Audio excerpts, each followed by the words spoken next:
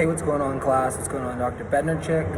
For this week's vlog, I want to talk to you guys a little bit about what we've been reading about in class, and that is provider characteristics. But this might be from a provider standpoint, but I feel like it's very important that providers pay attention to nonverbal cues. I feel like, as we know and we've learned in class, that nonverbal cues can portray more than what someone is speaking. I feel like people tend to wear their emotions on their shoulders, and I feel like if you can decipher people's nonverbals, you're going to have a little bit better of an idea in how they're feeling. Okay, so I want to talk to you about strategies from a provider's perspective, but also this can apply to being a patient.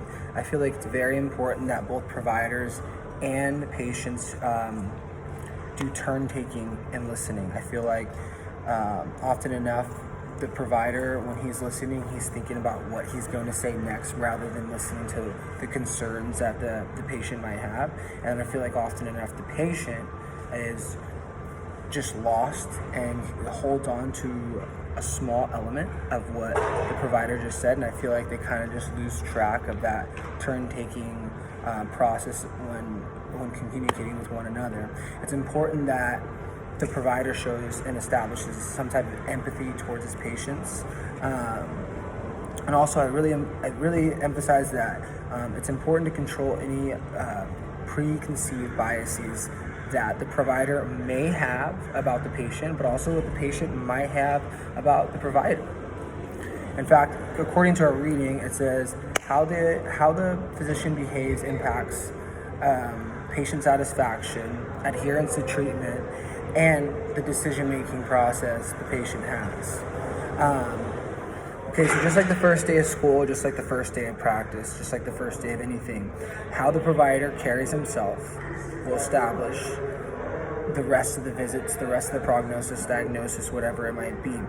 If the provider isn't engaging, he doesn't pay attention to the behavior of the patient's going to lose, maybe we could say lack of interest, or just fear that the provider isn't competent enough to make the correct decisions or the best health choices to benefit the patient long term. So now I want to talk to you about 3 solutions that help you connect to your patient. First, I need you to focus. Focus is number 1. Providers, pay attention to your patients. Give them your complete attention, and they'll do so to you. Number 2, feedback. Feedback is super beneficial. It's beneficial to the patient, and also it's beneficial to the provider. Often errors are made because the doctors do not listen to the patients. And then third, this kind of goes back to preconceived biases. We need to filter out any of those. We need to listen to what's being said, and it's going to create a collaborative and honest relationship with one another. So now I want to talk to you about my shared experience. It's pretty day and night with my primary physician to my orthopedic surgeon. When I tore my ACL, I talked about it a little bit last week.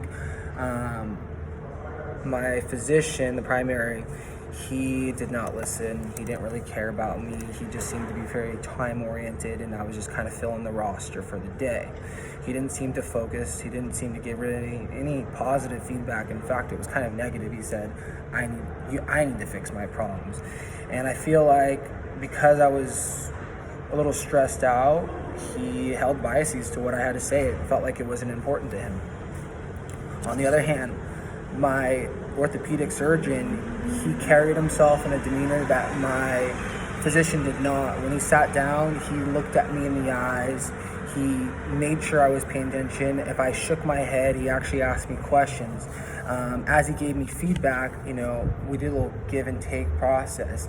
Anytime I had a question, he was answering it. If I asked him about the surgery, he gave me options to watch the surgery online. I also even told the orthopedic surgeon about my prior experience with my provider, and I feel like he handled the news pretty well. And at first, I came off pretty aggressive about the situation, and then he assured me that that was not going to be the case here and that I am in good hands. And after doing so, I looked at him and was like, wow, thank you, that meant a lot. So providers, I hope this video might help you guys. Class, I hope you enjoyed this. Dr. Bednarchik, thank you, and have a good day, guys.